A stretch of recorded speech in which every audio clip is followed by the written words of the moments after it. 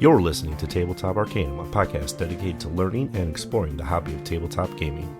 Your hosts are Justin Taylor and Richard Giese, so sit back and relax as we talk, discuss, and joke our way through the hobby we love so much.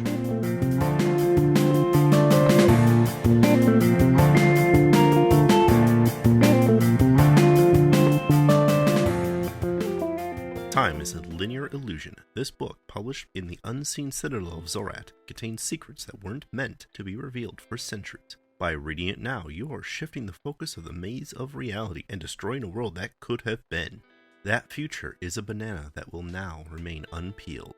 Welcome to Tabletop Arcanum. This is Justin, and I am bringing you an RPG review this episode, and we're diving into Exploring Eberron, a DM Guild book put out by Keith Baker through KB Presents on the DM's Guild website. And this is a primarily big deep dive lore book of Eberron that, well, I'm a big fan of the Eberron setting, so I wanted to kind of read through this one and get through it and kind of talk about it, because if you're a fellow Eberron fan like myself, or looking into the setting from the Rising of Last Word sourcebook for Dungeons & Dragons 5th edition, this might be the next expansion book that you may want to pick up, because it takes what was there and just compounds on it.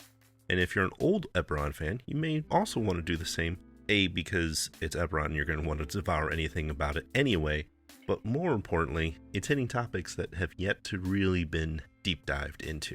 So, first let's go over the fact that this is a book not officially published. It is not an official source book. The player options, items, and equipment are not canon Dungeons & Dragons for Adventurers Guild or things like that, so it's a little bit more for your homebrew games, which is just fine.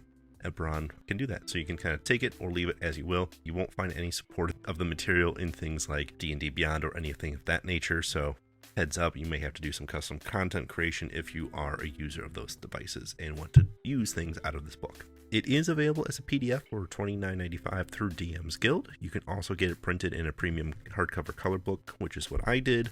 That is $59.95, or you can get a bundle for both of them, $64.95 currently, which is a really nice price because you can get the digital copy, but then you can have the physical copy as well. That's more of a user choice. I don't think it's a book that necessarily needs to be in a physical handprint copy because you're not going to really pass it around. But I enjoyed reading through it and having it in my hands just to read through all the lore and like putting a bookmark in it, setting it down, and picking it up when I had free time. Let's also talk about the quality of the book. This will be my first time ordering something as a print on demand through the DM's Guild, so I was actually relatively impressed by the quality of the book itself. It fits, feels, and looks pretty much like every other mainstay RPG book. Kudos to that. It looks great on the shelf alongside all the official source books that are officially published. And then the paperweight quality and binding seem to be very, very good and strong. This seems to be one that will hold up just as long as any of the other RPG books, and possibly a little bit longer, and we'll go into a little bit of why later, but that's because it's a source book of lore and background, and you're not going to be necessarily referring to this book at the game table all the time. More for DMs to prep and things of that nature, or during character creation and background details. First impressions, I was excited for this because this is something that Keith Baker had been posting and previewing for a long time and teasing. There's always been this intellectual property issue with Eberron being owned by Wizards of the Coast and not being able to create additional side content for it because Wizards of the Coast controlled the IP. Then they worked together and got the Wayfinder's Guide on DM's Guild, and that kind of opened the floodgates for people to create that third-party stuff through the DM's Guild then. So it took a while for this to come up, but I think it's well worth it. It's a book that definitely grew and grew and grew, and unless someone told him to stop, I don't think this would have been a book that really did stop.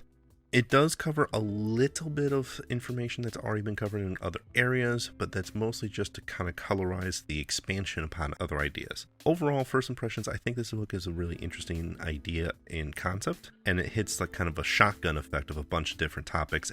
It's not a Races of Eberron, Faiths of Eberron book, or Planes of Eberron book, but it has all of those things within it. It's a very good next level effect of here's a bunch of stuff about new things, deeper dives into some of the stuff that have been lightly touched on over the years. So let's talk about the book itself. I will go through each chapter kind of quickly, just to kind of give an overview of what's in it, what I liked about it, what I didn't like about it, and then we'll kind of do a big overview in the end. Chapter 1 was Discovering Eberron. That had a lot of history, went into details of the creation, Age of Demons, Age of Giants, Age of Monsters, talks about the Last War. One big thing that it did do well is it dived into sections like Sire before the morning. Sire is almost always talked about in other source books as here's the morning in the Mornland, and this is what it is currently. But if you're a refugee or someone who came from there, you kind of want to know what the country was like before everything blew it up, so that you know what you're trying to recreate or trying to get back to, or what you should remember. So having a lot more expansion on that was a very big thing. One other thing I didn't like about this chapter is there's a couple fun tables of here's the bullet point history marks, but more importantly, hey, do you need like a random historical event that doesn't really cover or anything just for your story or plot hook? Here's a table. Here's a list of things. Here's a list of entities that could be involved with it. And here might be some reasons for it. I really enjoyed some of that. Also dived into Magic of the World and Artificers and Innovation, and kind of just really expanding how magic is treated much more like a science, and it's not necessarily a steampunk setting in the sense that everything is set there, but more of a realistic setting that if magic existed, it would have driven industry and innovation, and here's how it has shaped Eberron. Chapter 2, I was okay with this chapter. This was the races of Eberron. It dove a little bit deeper into changelings, the elves of Arenal, the Kalashtar, the shifters, and the Warforged. There are lots of source books on all these topics. It does correlate a lot of it into a nice clean spot, so I do like it for that, opposed to having to dig through all the different source books for every little tidbit about traveling changelings and established changelings versus the elves in Arenal, or details about the Kalashtar and how they function. I don't necessarily feel like it did anything super groundbreaking or new, but it definitely is, if you want to know more about the races of Eberron and all you've experienced is Rising from the Last War or Wayfinder's Guide, this is definitely the next level of knowledge that you're looking for. Chapter 3, Faiths of Eberron. Faiths of Eberron was a source book back in the 3.5 days, and it was pretty good. I liked it a lot back then.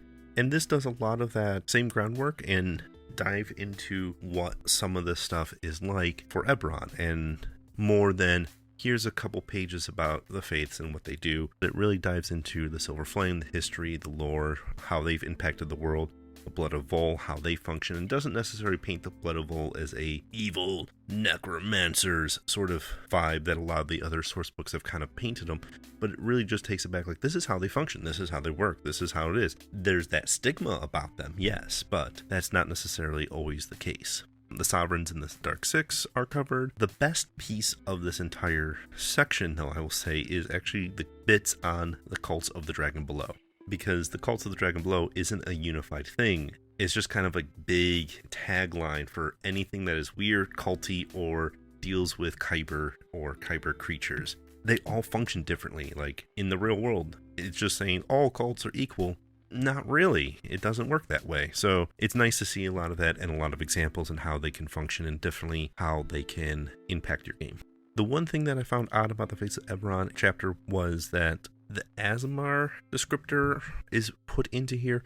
Now, they're not necessarily a race of Eberron that exists because Eberron's a campaign setting. The issue I kind of had with, while it felt in place, it also felt out of place. And that's just maybe where I would have liked it to be put with the other race information and just saying, hey, these are the 4 core races of Eberron plus elves, and here's the deeper dive on that. And that's kind of a small nitpicky detail, but I do like the fact that they are discussed because things like Tieflings and Aasimars and Dragonborn weren't necessarily there at the get-go of the creation of Eberron, and it's one of those weird philosophies. Everything in D&D has a place in Eberron. It doesn't mean that everything has to be in Eberron, but if you want it in there, there's some place in the world that it could fit. And that's great to see some examples of where Aasimar and how Aasimar connects to the faiths of Eberron, when one of the big differences between Eberron and most of the other settings is there are no fantastical gods that will come down and talk to you as a hero character. They're much like our real world faith of, it's a faith, you have to believe in the Dark Six or the Sovereign Host. Are they real? Maybe, maybe not. Chapter 4. This was one of the larger chapters. This is the Uncharted Domains. This covered areas in Khorvaire and Eberron that haven't really been deeply touched in other prior material. And I love the chapter for this. It goes into a huge dive into the Kingdom of Monsters, or Doram. It goes into also a deep dive into Goblin history and the Dakani. And what's really neat about that is part of the history of Eberron is humanity and modern culture is built on the ruins of a Goblin empire that expanded the continent. Well, let's talk about that culture. To go into what that was. So if you're playing Goblin characters, you have a huge chunk of history to go into here so that you can remember what maybe has been handed down from Goblin mother to Goblin daughter throughout the years. And a nice touch to it because all of the novels that were put out by Eberron has had goblins and goblin language has been put in there. So there's a 2-page spread in this book that actually is the goblin language and a glossary of what words are. And if you want to RP and flavor that into your game, great. It's there for you. Go for it. One other section it does dive into that has been touched a little bit, but never into this deep detail either, was the Moorholts, where the dwarves come from, and what are they doing, and how all the clans interact, and how's dwarven culture impacted Eberron. And it's interesting because we've seen the deep dive on elves. We know how the Talenta halflings are different, and we know that the Zilgnomes are Zilgnomes.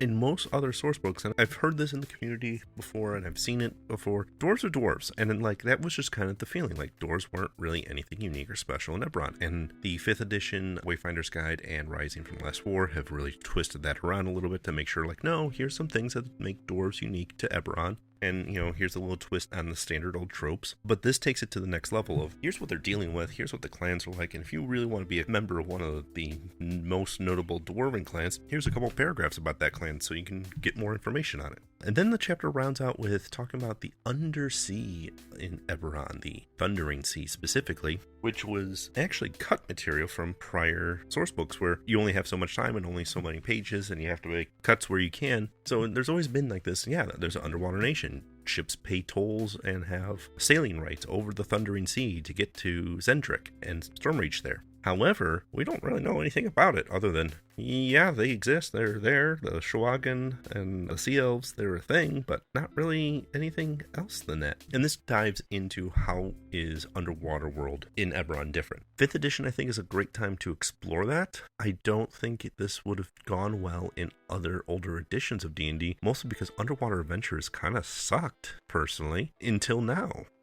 The rule set and mechanics of underwater battle and things like that are interesting and not always used, but they're not to the point where they're cumbersome to make you go, let's just not deal with that. So to see that is nice. I would like to see a little bit more of an overview of all of the nations, a little bit broader stroke, kind of like what we've seen in 5 Nations or other source books where here's a big overarching thing of here's all of the different nations that are in the seas. We don't need the deep dives of them, but we definitely need the 101 level. Chapter 5. Now, this is the chapter that I think I was most excited about when I got the book, but I think the Uncharted Dominions tipped as my favorite chapter of the book when going through it. Not to say that this isn't number 2 in my list, but the Plains of Eberron. Eberron has a unique cosmology. It is not the standard plains that D&D worlds typically have. So we've gotten the names, we've gotten what their descriptors are, we know what the Plane of Fire name is, we know what Delcor and all of these, the Realm of Dreams and all that is, and we've gotten some details on some of them, but there's never been a Plains of Eberron book to go, this is how the Plane of Fire in Eberron is not like the Plane of Fire that your standard D&D books have described. It's long overdue for this chapter, to be honest. Some of the best art in this book comes out of this chapter. This is probably what I would think would be the linchpin of what started Exploring Eberron, and everything kind of spiraled and built from there. It feels like that in the book, and that's not necessarily a bad thing. I feel like there was a lot of love and care put into this chapter, and it shows in the content and the quality that is there. It is not as exhaustive as I would have hoped a true Plains of Eberron book could do, but it does a really good job expanding from the couple paragraphs that we've had for each plane in the past to a couple pages for each plane. It's baby steps. Now, we're going from a handful of paragraphs to a handful of pages, and now we can go to maybe a whole book that really dives into each of them, with each getting their own chapter where they're getting a dozen pages dedicated to each plane or so. That's a pipe dream. I would love to see it. Keith, if you are listening to this podcast for whatever reason, thank you for writing it this much already. I'm looking forward to more. We're already at 200 of the 250 pages. So the last 50 pages are really your player option pieces. your character options, add a couple backgrounds, add a couple sub-races that help flavor some of the races to Eberron, like the elves or the dwarves. A little bit more on the gnolls, the goblins, the bugbears that you can play, and they're really encouraged to play in Eberron because they're all over the place. A couple more class options for the Artificer, which was introduced in Rising of the Last War, but we have seen Tasha's Cauldron of Everything at this point and gotten a little bit more from there. So here's a couple other ones. And I think the Druid Circle of the Forge was my favorite add in this, where if you're playing a Warforged Druid, you might want to look at that because it's going to feel a little bit more like what a Warforged, which is not necessarily a natural creature, dealing with things like Wild Shape and how do you blend those two things. Chapter 7, which covers some magic items, some very nice common items, some very much Dragon Mark focus items, which we've been lacking. Focus items are a unique thing to Eberron because if you have a Dragon Mark, these are items that only work for people with that particular Dragon Mark. Kind of a lock and key system, and that's what makes the Dragon Mark houses a very powerful entity. It's not just, oh, here's a couple spell effects they can do. There are specific magical items that only work for the heirs of the mark. Since the dwarves have been dived into symbiotes and things of that nature, they have a decent page or two on having sample symbiotes, so you can include those into your games if you wish. And then the book finalizes with Friends and Foes, which is a little bit of a monster manual, a couple Fey rulers, a couple merfolk, a little bit about the quarry, some Swagan because we have more Swagan information finally. It doesn't add anything super detailed or great that I would say, oh, you have to buy the book based on those, but they're nice to haves. And when you're looking at building a book for something like the DM's Guild, you want to make sure you have a little bit of those things in there because that's what people also are looking for sometimes. It's like, hey, can I get a new monster I can lift out of this? So that's the overview and my thoughts as I went through the book. Overall, I haven't talked about my favorite piece of the book still, and it's a natural way of writing that I think more D&D books or more RPG books in general need to do this. I called it a lore book, and a lot of lore books out there prior to this that I've read that is, here's just information download. Deal with it, figure out whatever, use it or not use it. I'll go back. Age of Demons. There is a section of here's what the Age of Demons is. It starts with a couple bullet points. Here's the big things that you need to know. A couple paragraphs of here's the bigger stuff that you should probably know about, how it started, big strokes, what happened in the middle, how that age ended.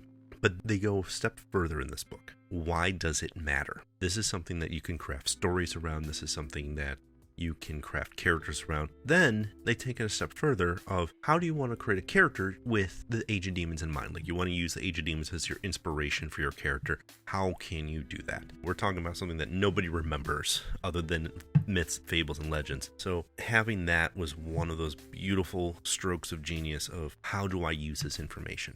Eberron, for me, has always been inspiring. I read a section and go, oh, I can think of an adventure, or I can think of a character, or I can think of something that can use this. Having some of that is amazing to behold throughout the book. And it's not just, oh, it's just this one section. It is throughout the entire freaking book of how do I use this in my game? Simply, this is great lore dump, but why does it matter to me? And that was the greatest thing I saw about this book. A couple other things, there were some nice sidebars throughout it too that were very much, there was even one in the faith section about spoilers, like, hey, we're going to hit some lore stuff that may or may not be true based on how you want to run your Eberron, but players beware, you may not want to read this, GMs, you may not want your players to read this, because if you want to use this as inspiration, use it as a surprise, like things of that nature, like, hey, just heads up, we're hitting some weird territory here. It's a very thoughtfully put together book from the start to the finish, and I think that is the thing that struck me the most when I'm going through it. I'm not going to say I looked at all of the archetypes and made sure that they looked balanced, or no, that's not what I got this book for. I got this book for the lore and how can I incorporate this into my Eberron games in the future. Honestly, I think the book hits it out of the park for that. Some of the things I would also say is this is not a book for everybody. If you're not into Eberron, you're not going to care about this book. If you're not interested in running an Eberron game, you may not need this book. I think it's a great use, and if you have inspiration to make a character that is tied to the Moorholds or is tied to Doram and you want to make a hobgoblin from Doram, this might be a book that you might want to pick up and add to your collection for that particular character depth. I don't think it's a book everybody needs to have. However, if you're an Eberron fan, definitely pick this one up. If you are a DM running an Eberron game, I highly recommend the book in that sense. And if you're a player, take a look at the table of contents on the DM's Guild. If there's anything that pops out to you, either that I've described throughout this episode or that you see on that list, highly consider picking the book up, maybe in the PDF form for yourself, or as a group, maybe pitch in together and share a copy. Either way, Exploring Eberron was a fun read. I really am looking forward to seeing what else KB Presents puts out, as I think this is just opening the floodgates for future potential. I want to say thank you for listening to Tabletop Arcanum's review of Exploring Eberron from KB Presents and Keith Baker. If you enjoy this episode, we are on Facebook, Instagram, and Twitter. We're also on YouTube, so find, like, subscribe, hit that notification button, leave us a comment. Please leave us a review at wherever you listen to this podcast, as we do appreciate and read all of those. Until next time, happy gaming.